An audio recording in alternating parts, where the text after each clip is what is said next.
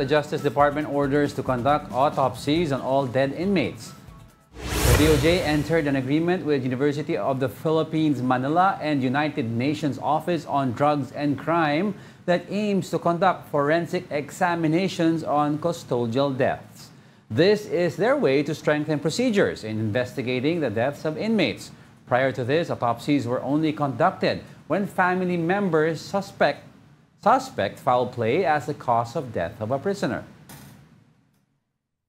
Oo, kasi if you can remember during the COVID-19 pandemic, Yeah. ang daming mga namatay, and then kung hindi lang nag-question yung, I think yung kaanak nung isang namatay doon, ay hindi ma-autopsy yung mga certain PDL na yon. Ang dami rin issues about accusing, I think kay Bantag ba to?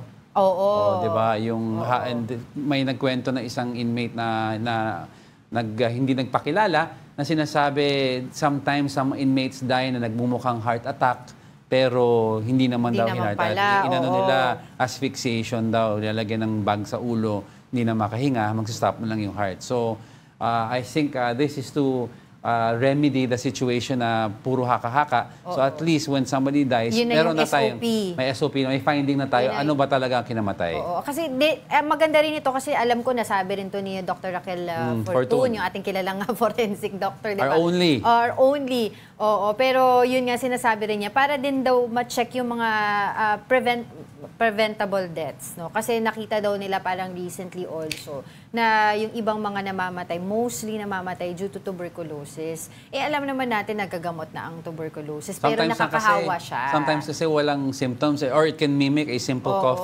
So, di ba? So, maraming mga exposed doon, etc. So, this is also one way to combat that, yung mga preventable diseases, di ba? Kung merong may namatay dito sa loob ng bilibid na to ng ganitong sakit, i-check nyo na lahat ng di ba? Pagamot nyo na lahat ng na-expose. Sana i-check nila habang buhay. Matintayin pa nila mamatay. Hindi kasi di ba may namatay, tapos nakita, ano yung cause of death niya? So ngayon, ma-check na nila ngayon yung expose, magagamot na. Sabi ko kasi it mimics a cough. Kung may cough ka, i-check nyo na kung may tuberculosis. Kasi that's the common sickness naman sa loob ng isang crowded facility. Oo. Okay.